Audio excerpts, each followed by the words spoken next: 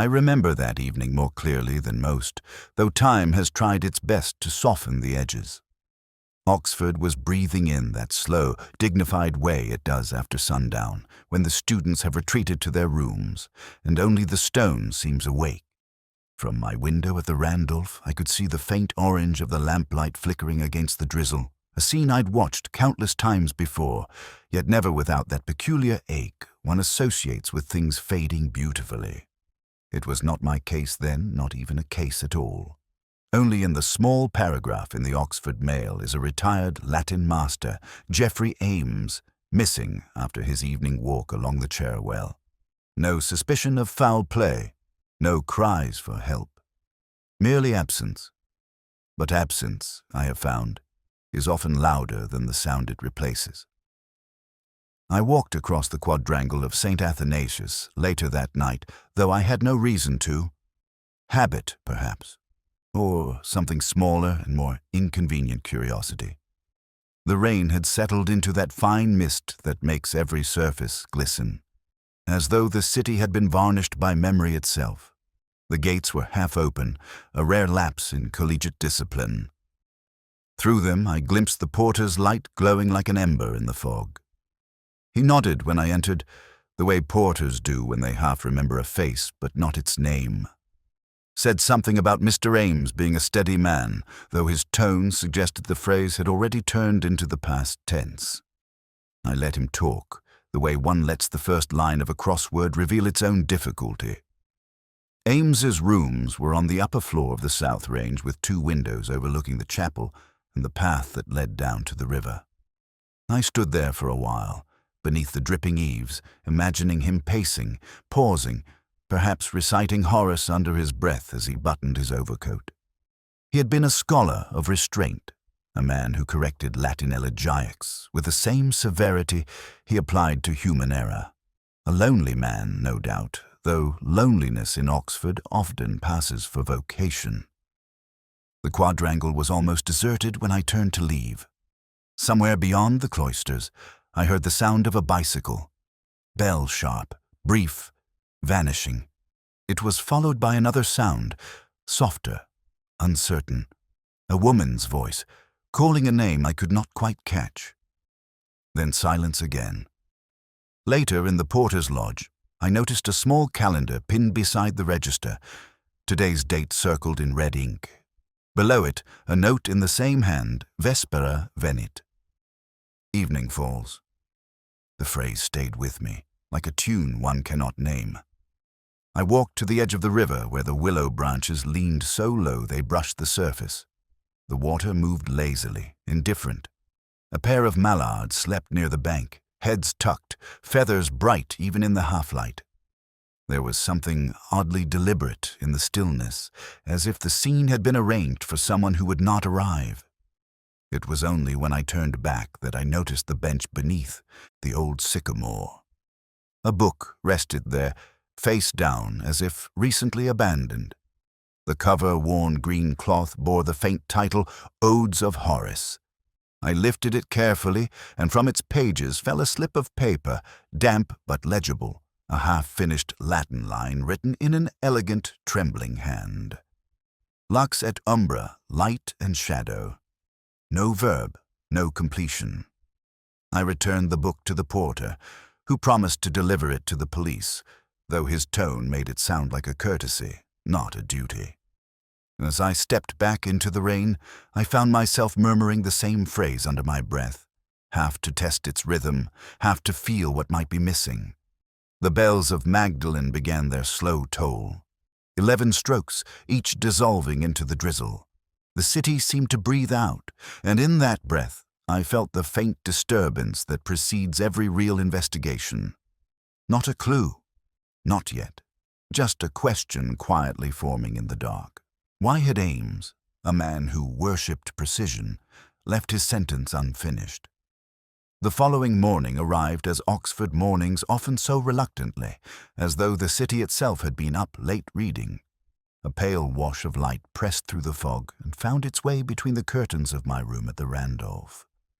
I had slept little, which I suppose was no longer remarkable. One grows accustomed to wakefulness when too many things remain unsolved. The papers carried the official statement the body of Mr. Geoffrey Ames had been discovered near the Chairwell, identified by the college scarf wound too neatly around his throat. The cause of death, according to early speculation, was drowning. Natural enough, they said, for a man his age, out walking after dark. I folded the paper in half before finishing the article. There is a point at which the world's explanations become offensively tidy. Lewis arrived with the look of a man rehearsing sympathy but unsure of its grammar. He said the chief superintendent wanted me to take a look, just a cursory check, to keep the press quiet. That was the way he put it, though he knew as well as I did that I would go. Curiosity is the last of the vices to die. The gates of St. Athanasius were still damp from the rain. Within, the quadrangle carried that posthumous quiet that follows bad news. The flag hung at half-mast above the chapel, a gesture both dutiful and faintly ironic, considering how little the college had thought of Ames in life. Lewis and I climbed the narrow staircase to his rooms. The door had been sealed, but I convinced the porter to let us in. He hesitated, muttering something about procedure, then relented with a sigh that suggested relief at being absolved of responsibility. The lock turned with a click that sounded almost human. Inside, the air was heavy with the residue of pipe smoke and unspoken thoughts. Books leaned in precarious sympathy against one another, and the desk bore the fossilized traces of a scholar's routine ink, dust, and paper stacked in obedient silence. 2 wine glasses stood near the hearth, one empty, one half full. Beside them, a small notebook lay open. I read the first few lines. Latin, of course, but not quite right. A phrase caught my attention, lux et umbra vicissim. Light and shadow in turn. He had written it 3 times, each less legible than the last. The ink ran where water had touched it. Lewis moved about with the slow caution of a man trespassing in another's thoughts. He asked whether I believed it to be suicide. I told him I believed nothing yet, except that men rarely take the time to arrange symmetry before they die. The shoes by the hearth were spotless, though the path to the river was mud-slick and treacherous. There were no signs of struggle, no broken glass, no overturned chair, only a misplaced sense of order. It was as if the room had been politely tidied after an unmentionable act. A knock at the door brought in Dr. Rachel Denholm, the college's senior fellow in classics. Her composure had the faint chill of a woman accustomed to authority. She spoke softly of Ames's brilliance, his solitude, and his recent obsession with a translation of Horace's darker odes. She said he had seemed distracted, as though haunted by a line he could not complete. Her voice faltered briefly when she mentioned that he had missed evensong for the first time in 20 years. I watched her hands remain perfectly still, folded like a Latin manuscript. When she left, Lewis remarked that she was an intelligent woman. I replied that intelligence was rarely a defense against guilt. He thought I meant murder. I did not correct him. At the window, I saw the quadrangle once more. The students were crossing in small groups, heads bowed beneath umbrellas, their laughter uncertain, life returning to its appointed rhythm. Yet my eyes lingered on the college notice board, below a list of forthcoming lectures, each line punctuated with a full stop except one. The Poetics of Completion. Geoffrey Ames. No punctuation, no date. A sentence without its ending. As we left, Lewis asked if I'd noticed anything, only that the man who taught grammar had written his final verse without it. That, I said, is not the act of a tired scholar, but of one interrupted.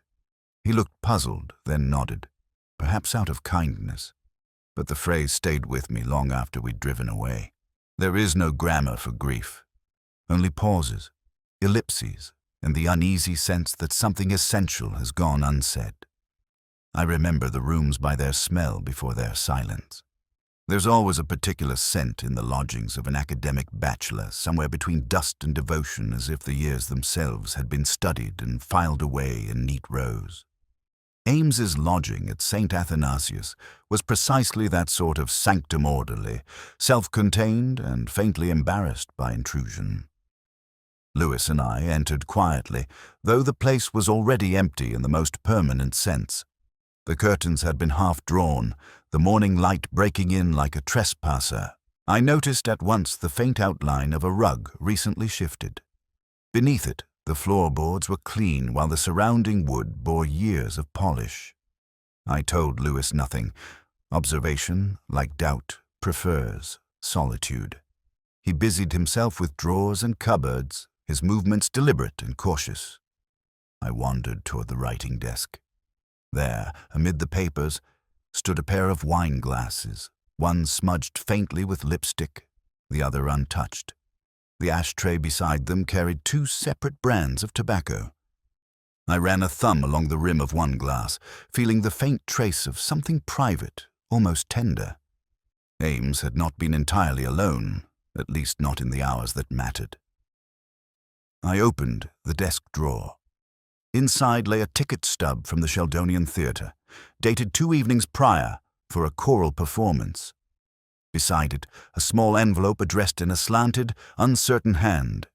M.D., no postage, no seal, merely intent without delivery.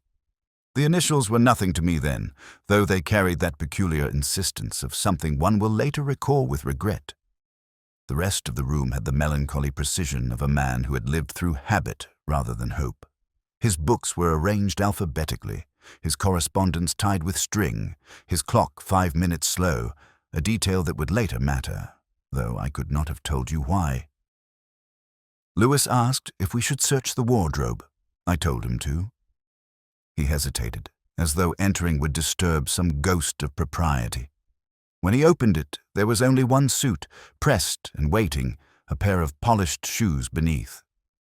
No sign of haste, no clothes missing. The sort of man who left everything ready, believing in return.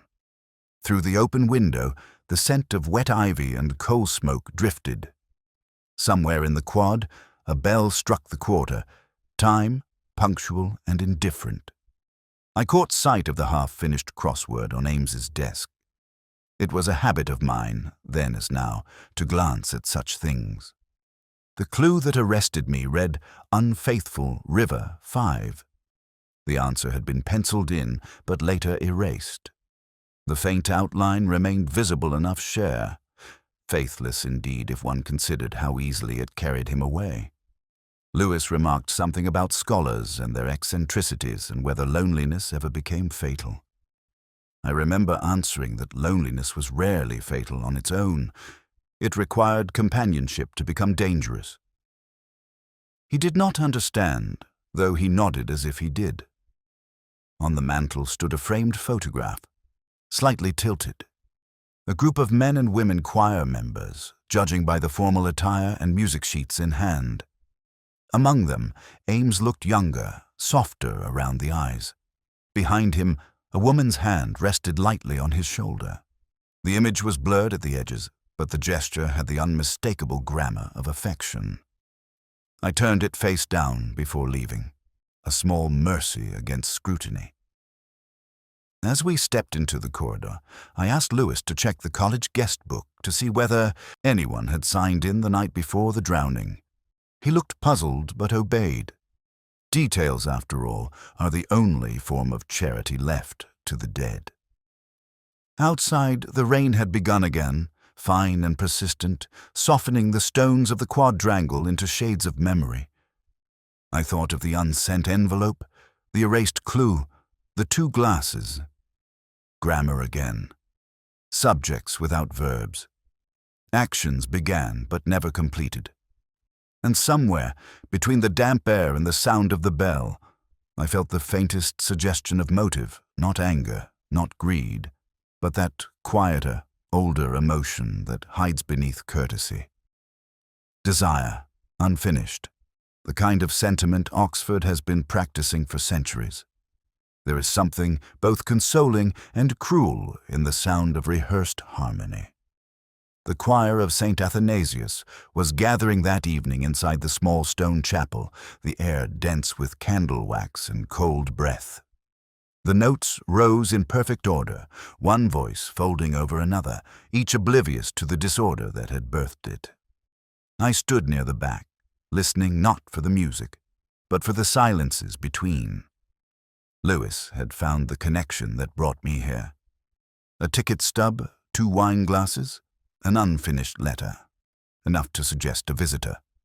And the visitor, according to the porter, had been seen entering the college gate the evening before Ames was found. A woman, middle-aged, distinguished in that quiet way that comes from suffering intelligently. Mrs. Margaret Denholm, widow, choir contralto. She greeted me after rehearsal with a calm that was neither warmth nor resistance. We walked slowly through the cloister, our steps echoing in the half-light. She spoke of the late Mr. Ames with that dangerous blend of reverence and detachment which only the truly conflicted manage. A brilliant mind, she said, a little lost in his books, perhaps too ideal for this world. Her eyes, when they met mine, held a sheen that might have been sorrow or memory. Lewis had lingered near the entrance, pretending interest in the chapel's notice board. He caught my eye when Mrs. Denholm adjusted her glove. Her wrist, barely visible beneath the cuff, bore a faint bruise. I noticed, and so did he, though we exchanged no word about it. Later he would describe it as accidental. I would not. She spoke of the choir's upcoming performance, of the hymn Ames had loved most Vespera Venit. Evening falls. The phrase again, always returning like an unfinished refrain. When she mentioned it, I saw, for a fleeting moment, the faint tightening at the corner of her mouth, as if she too knew the line's weight. Inside the vestry, I found a stack of old programs curling at the edges. The ink had bled with years of damp, but a few names were legible. Ames, Denholm. Another Denholm Rachel, listed as soprano. Sister, not wife as it turned out. Dr. Rachel Denholm, the academic I'd already met that morning. 2 sisters, 1 choir, 1 dead man between them. Lewis remarked, later that evening, that they looked nothing alike. I said resemblance was a treacherous thing. It often hides where it matters most. We dined in silence at the Randolph.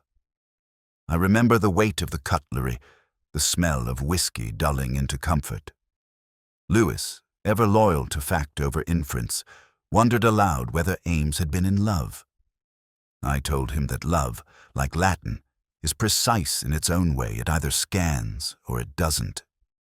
He smiled, uncomprehending, and returned to his steak. After he'd gone, I unfolded the hymn sheet I'd taken from the chapel. The Latin verses were familiar, but something in their order troubled me. Vespera venit, cor meum taxit. Evening falls, my heart is silent. In the college archives, I later found an older version for Museum Tegobat, past tense. The distinction was small, yet meaningful. Ames had known the difference. His version had been rewritten. Present silence instead of remembered silence. Grief, freshly tuned. When I returned to my rooms, I poured a glass of scotch and stared at the city beyond the window. The mist was lifting off the spires, revealing the familiar geometry of stone and regret. Somewhere out there, in the tangle of college loyalties and unspoken affections, was a truth still finding its syntax. I recalled her hands against the widow's hands. Elegant, deliberate, and strangely still when she spoke of the dead. There is always a point in conversation when the voice falters slightly ahead of the lie. Hers never did. That was what disturbed me most. Before sleep, I opened the hymn book once more and traced the margin where someone, perhaps Amishad, written in pencil a single correction beside the refrain, Lux et umbra vicissim. Light and shadow in turn. A repetition. a circle without closure. Somewhere in that echo, I began to suspect that the melody of this affair had two voices, and that one had not yet been heard. It was Lewis who found the gap. Not a large one, merely an absence among the ordered spines on Ames's shelf, where a faint rectangle of dust betrayed the absence of something once there. He mentioned it casually, as though observing a missing umbrella. "A diary," I said. He asked how I knew, and I told him that men who live alone and read Horace still require an audience, even if only their own reflection. The librarian confirmed my suspicion in her own way. Ames, she said, had borrowed a rare edition of Catullus the week before his death, and never returned it. She described him as courteous, even apologetic, a man too careful to misplace a library book unless something greater had misplaced him. The air in the Bodleian was thick that afternoon, like parchment left too long in the sun. I traced my finger along the sign-out ledger and found his name written twice. The second entry struck through in faint pencil, as if withdrawn before it had been written. It reminded me of that unfinished verse and of the missing verb. Silence in grammar often means intention. Lewis and I left the library and crossed Broad Street, the smell of rain sharpening the air. He was full of theories, blackmail, money, jealousy, all the usual categories of human failure, but I found myself thinking instead of order. Men like Ames do not die in chaos. Their deaths have symmetry, even if accidental. A bookshop on Holywell Street drew me in, the sort that still believes in dust and conversation. The owner was a thin man with a scholar's pallor and the wary eyes of one who appraises character as readily as price. He remembered Ames. Said he'd come in 2 nights before he died, carrying a volume bound in red leather, too fine for resale. Tried to sell it quietly, he said, as if clearing conscience rather than shelf space. Did he sell it? No, the man replied. Said he'd changed his mind halfway through the transaction. I stood there for a moment, staring at the door as if listening for someone who wasn't coming, then walked out. I asked whether he'd been alone. The bookseller hesitated. No, he said finally. Not entirely. There was a young fellow waiting outside, one of the college tutors, maybe. Charming sort, but too restless by half. Peter Welby. The name came uninvited. He was known to me in the way certain people always are in small circles, a man whose debts were as creative as his excuses. I'd seen him once at Randolph, nursing wine he hadn't paid for. The connection, faint as it was, began to form its own imperfect grammar. Ames, the scholar, Welby, the debtor. And somewhere between them, a transaction interrupted. Back at the station, Lewis handed me the preliminary report. No fingerprints on the diary pages we'd recovered from Ames's drawer, though the ink matched that of his fountain pen. There were fragments of poetry, a few notes on college accounts, and a list of initials D or WRD MD, the kind of private shorthand no one ever expects to be read. He asked what it meant. I told him that meaning is rarely written in ink. It's what people choose to erase. That night I sat in my rooms with the papers spread before me. The diary's missing pages were like absences in conversation, pauses that changed the meaning of everything before and after. I poured a whiskey, the color of old varnish, and read the fragments aloud. One entry ended mid-sentence. Her voice through the choir, Loft lux et ombra. Nothing after that. The words trailed into the white space like footsteps disappearing into fog. It was then that I noticed something with a faint indentation beneath the line, too shallow for ink, but clear enough under the lamp. I rubbed a pencil lightly across it. The word that emerged was vicissime, the same word from the unfinished verse. Repeated twice. Light and shadow, in turn. I sat back, the glass in my hand forgotten.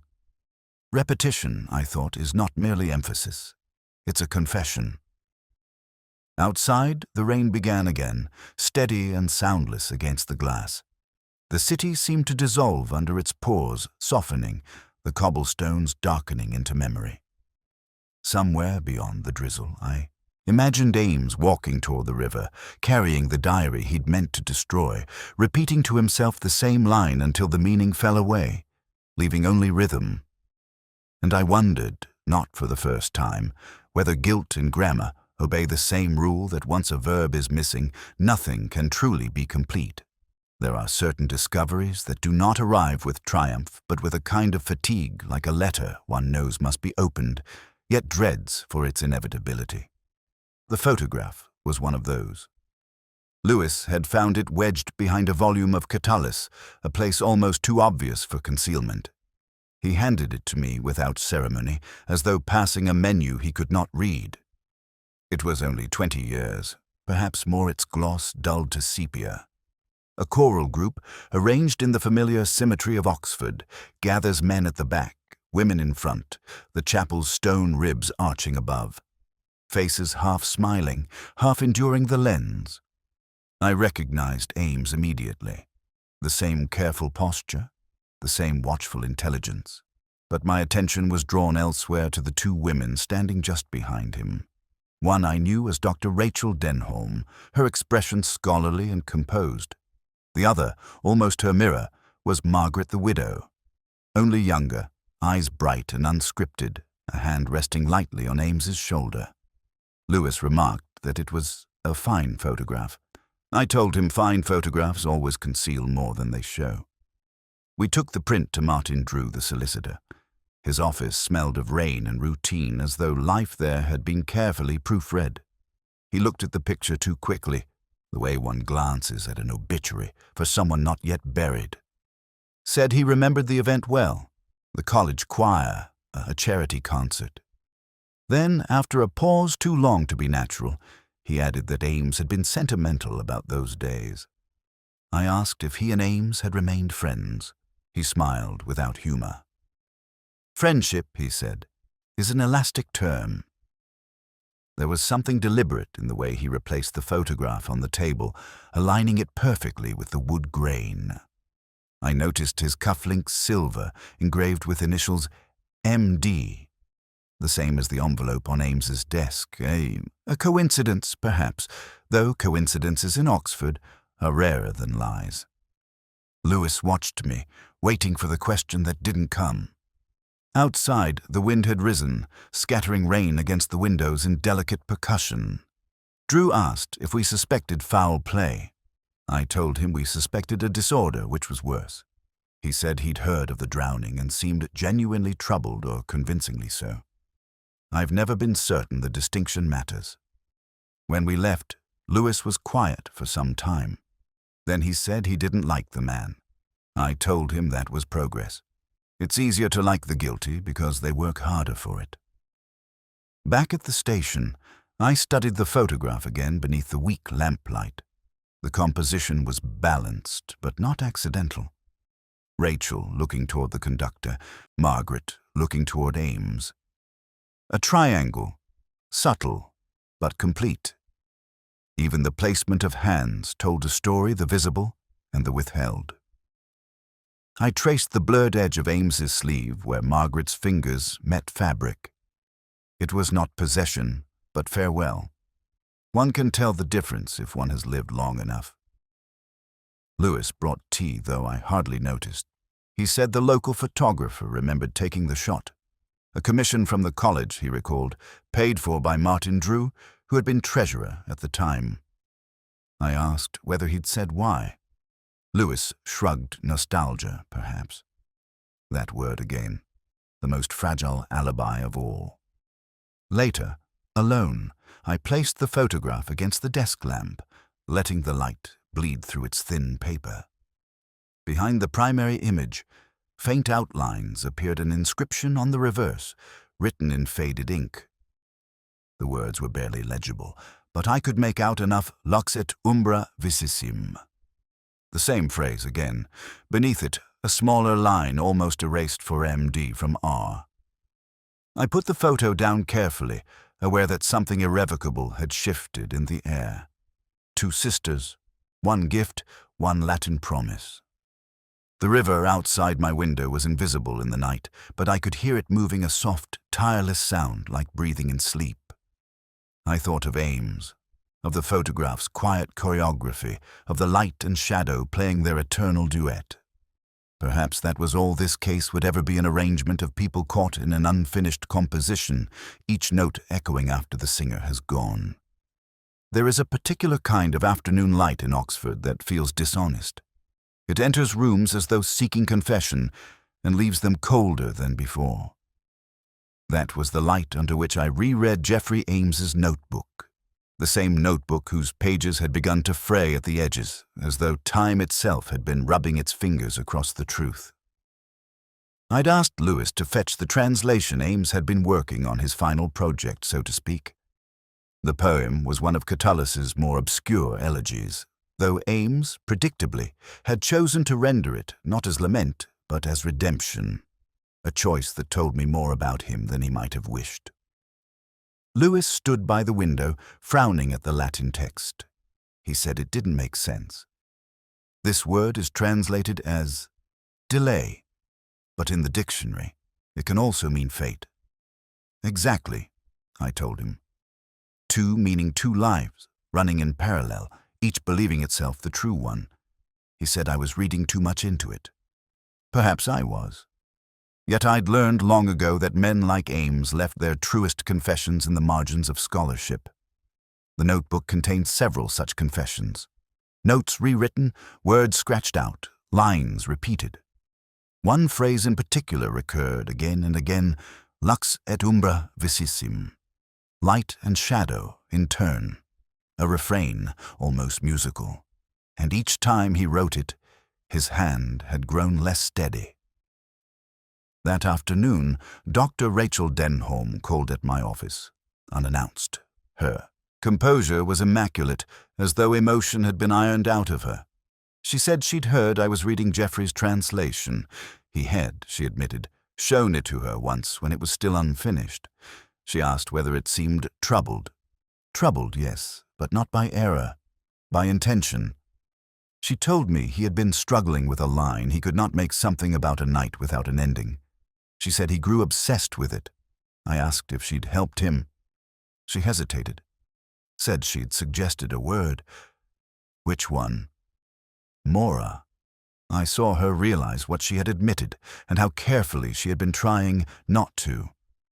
Lewis, who had been pretending to study the file, looked up at her with that unguarded sincerity that makes women trust him. She thanked us both and left soon after, her voice steady, her step quick. After she'd gone, I turned back to the notebook. The line was there, in the same tight hand, but with one correction in fresher ink. He had replaced delay with fate, and beneath it, a single initial R. In the evening, I walked down to the river where Ames had died.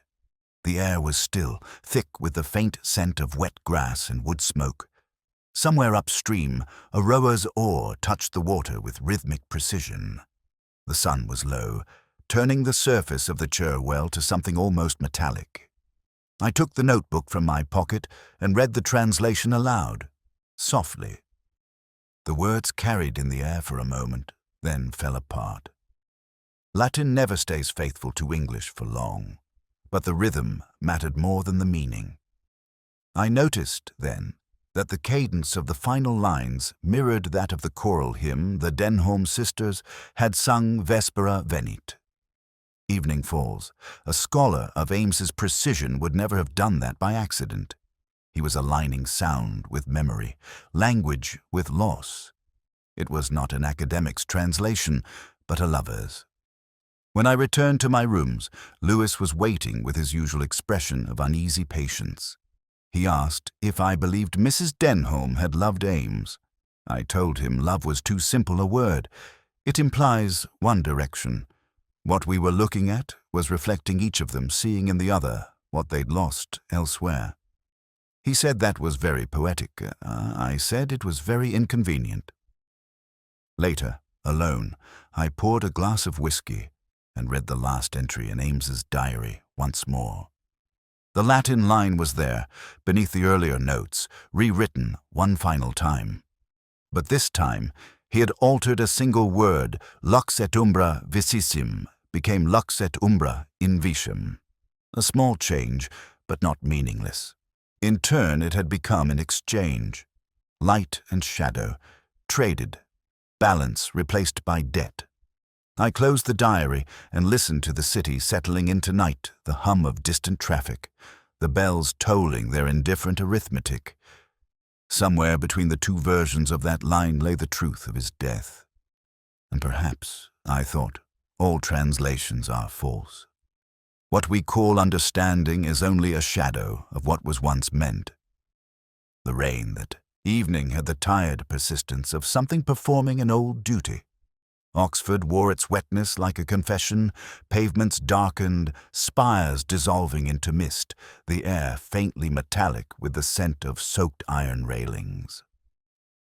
I walked from the station back to St. Athanasius, my thoughts circling the same detail, returning to it as one might to an unanswered line in a crossword the matter of time. It was Lewis who had found the discrepancy. The coroner's report placed Ames's death between 6:30 and 7:15. A narrow frame, easily filled with conjecture, yet something about it disturbed me. The choir rehearsal, the choral mistress had said, began at 6:30 and ended precisely at 8. But the witness who'd seen Peter Welby cycling toward the river placed him at the High Street junction at 6:40. If true, he had traveled against both time and probability. Lewis thought it was nothing. I told him that nothing, properly examined, often reveals itself to be everything. We went again to the college, where the porter received us with that mixture of respect and irritation common to men who believe police work to be untidy. I asked to see the gate register. The entries were careful, each time and name recorded with monastic precision. Welby, 6:22 p.m., exit only, no re-entry recorded. The choir, I noticed, had begun assembling at 6:15. The symmetry was too exact to trust. On our way out, Lewis mentioned that the porter's watch was running 4 minutes fast. I paused. How long? I asked him. Had it been so? He shrugged. Probably always. I told him that nothing in Oxford was ever always. It was simply old enough to appear so. At the river path, the ground still carried the imprint of recent rain. The reeds leaned, heavy and green, whispering the same small truths they had told 100 times before. I imagined Ames walking this way, notebook in pocket, rehearsing Latin lines that had long ceased to need translation. The rhythm of it matched the steady drip from the branches. He would have heard the choir by the voices rising faintly through the distance, half a mile and half a world away. A figure approached from the towpath. Margaret Denholm.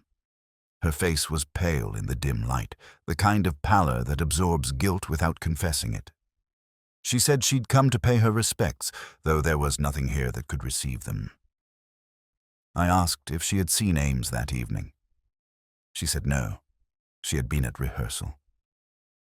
Her eyes, however, shifted not with deceit, but with the weary precision of someone rearranging a memory to fit the question. Lewis, tactful to a fault, walked a few paces away.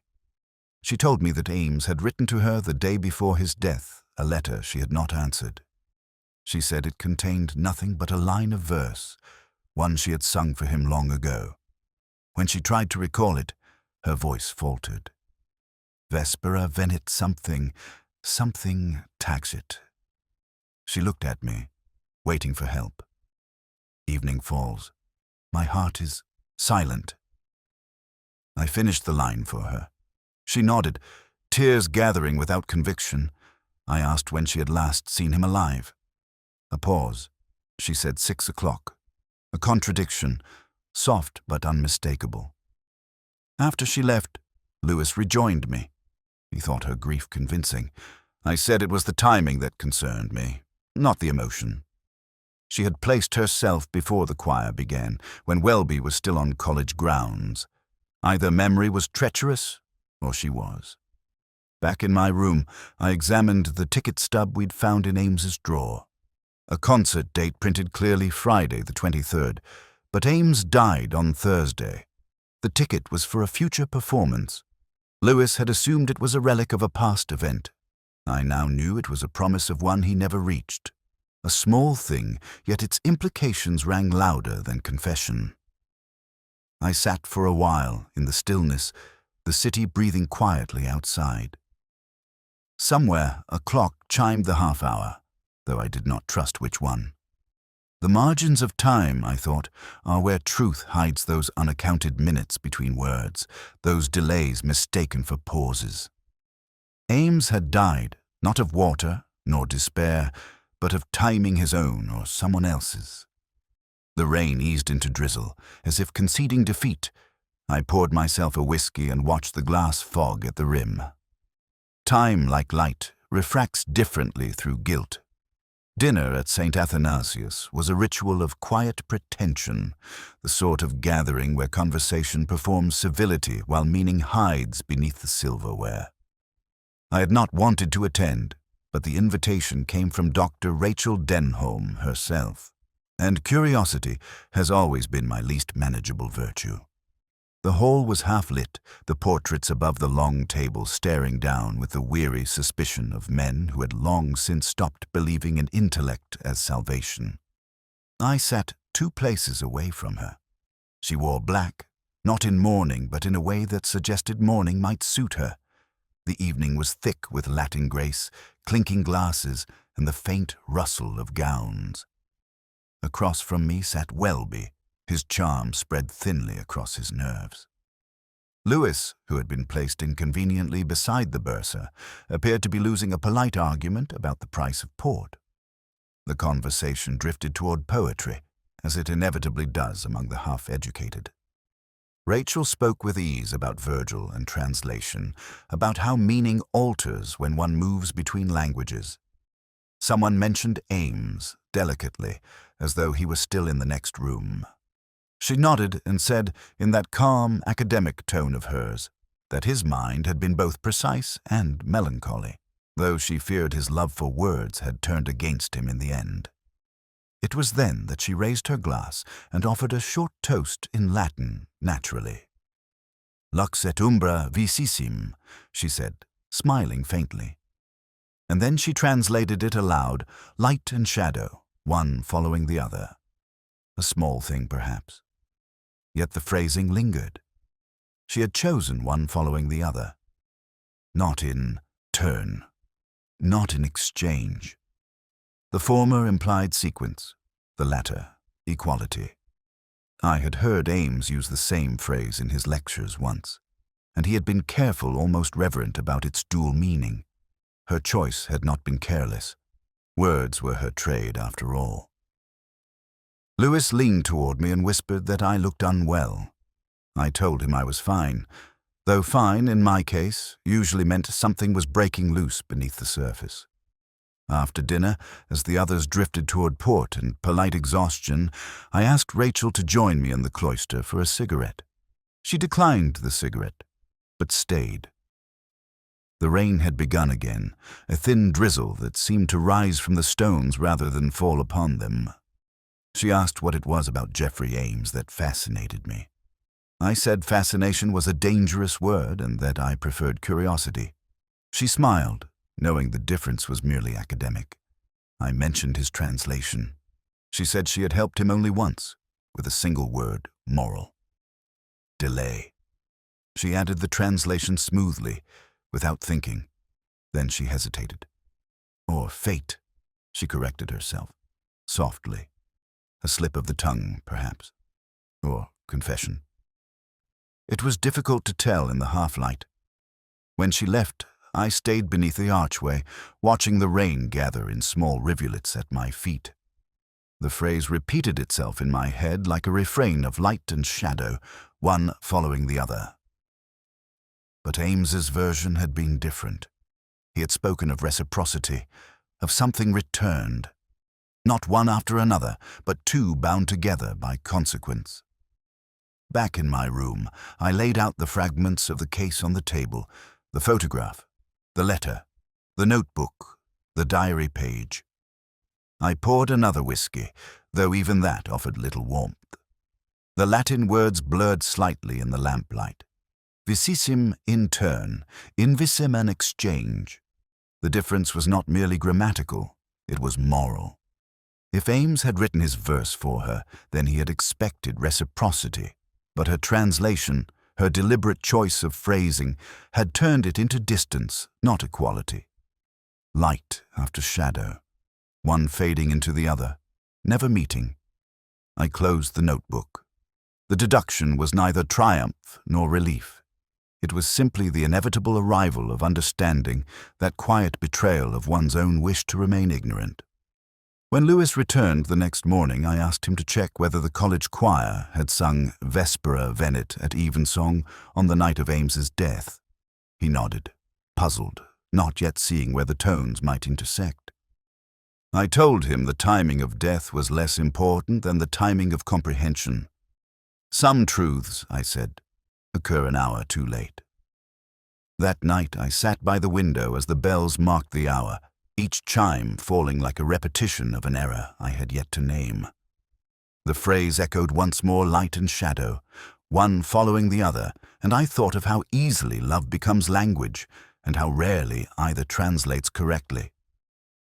The evening came down with the weary gentleness of something that had done it too often. Oxford in late light has the temperament of an old scholar, resigned, dignified, and quietly certain that all revelations are overdue. I walked once more along the Cherwell, where the water folded the sky into itself, and the first lamps were beginning to dissolve in reflection. I had come there not for evidence, but for symmetry. It is a weakness of mine. Lewis followed a few paces behind, notebook in hand, his silence more eloquent than any question. He knew something had settled, though not what. The reeds leaned with the same sullen indifference as before, the earth damp and black beneath the sycamore. Somewhere a heron lifted from the shallows, its wings describing the kind of grace that never announces itself. I waited. Timing mattered. As the light thinned, I saw two figures approaching along the path of the Denholm sisters. Rachel, her expression calm as a prayer. Margaret, paler, uncertain, the elegance of her posture ruined by fatigue. They came without resistance, as though the summons had already been rehearsed in some private conscience. I told them that I had not come to accuse, only to understand. Rachel regarded me evenly, the faintest shadow of contempt softening her voice. "You already do, don't you?" "Perhaps," I said. "But understanding, like translation, is imperfect." Lewis stepped back, leaving the three of us to the stillness. I took the notebook from my pocket, the one retrieved from Ames's room, and opened it to the final page. The ink there had run, blotted by water, but the words remained legible enough to betray their author. Lux et umbra vicissim, twice written, the second more hurried. I told them that it was not a poem but a message, and that messages, unlike art, expect an answer. Margaret's composure faltered. She said Ames had been kind, that he had wanted to protect her from gossip, that the choir, the photograph, the whispers, all of it had begun to circle back toward her. She glanced at her sister, but Rachel's gaze stayed fixed on the river. He discovered, she went on, that Welby had been blackmailing her. Nothing sordid, only letters, careless words that could be made to look worse. Ames had promised to help, to speak with Drew. But that night, something changed. He'd learned the truth of who had betrayed him. Rachel's voice entered the dusk like a note too clear for the surrounding music. "He loved you," she said quietly, "and you pitied him. That is always the crueler thing." Margaret shook her head. "You don't understand. He came to the river that evening to end it, not to save it." "No," I said. "He came to confront it. The water was never his intention. It was an interruption that killed him." Lewis looked puzzled, but I went on. Ames had arranged to meet someone he'd written the line of Latin as a signal. Vicissim, meaning in turn. He believed the other person would recognize it and would respond. But what came instead was silence. Rachel's hand, resting lightly on the rail, trembled. She said nothing, though the silence itself was enough. I told her that Ames had written to her, not her sister, that he had sent the message expecting reconciliation, not secrecy. She had gone to him, yes, but Margaret had followed. There had been words by the river, a struggle perhaps, a moment that could never be unmade. Margaret's face had the color of unpolished marble. She whispered that he had slipped. It was an accident. Perhaps, I said, or perhaps you both mistook the accident for mercy. For a long time none of us spoke. The river made its small, unimportant noise as the evening bled itself into night. When at last the constables took them away, there was no protest, only Rachel's voice, quiet and almost tender, reciting the same line once more, lux et umbra vicissim, as though repetition might reverse the meaning. I stood by the water until the last trace of light left the surface. It was a habit I'd never shaken that needed to witness endings, even when endings proved nothing. Lewis asked what it all meant in the end. I told him that meaning was a luxury the dead rarely afford us. He looked away, as if understanding more than he wished to. Back in my room, the lamp hummed faintly, and the whiskey on my desk reflected the same dull gleam as the river. I read Ames's final verse again. The grammar was sound, the syntax precise, yet something in it remained unresolved, an absence between words that no translation could mend. Even now I can hear that silence, the kind that falls not between voices, but within them. Evening falls, my heart is silent. The verse at dusk is never truly finished. There are evenings that never quite end. They only dim into something quieter, as though waiting for the courage to disappear. That was how Oxford felt in the days that followed the city existing in half-light, reluctant to commit either to guilt or absolution.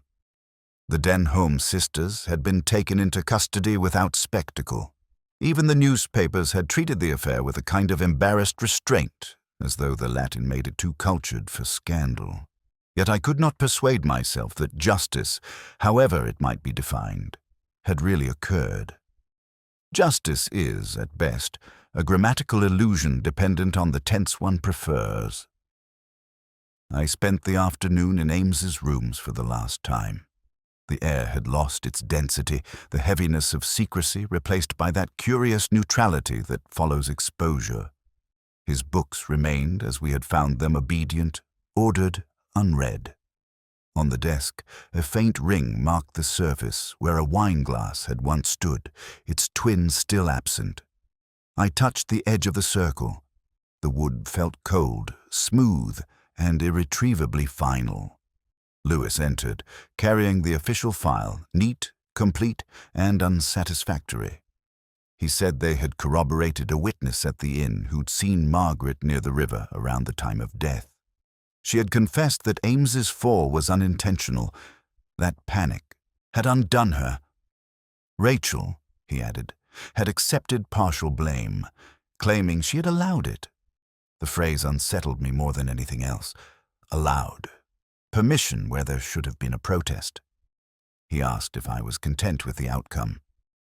I told him contentment was not in the job description. He said he would never understand me, and I told him that was precisely why we worked well together. He smiled half-heartedly and left me in silence. I walked to the window. Below, the quadrangle lay in twilight, its lawns darkened by drizzle.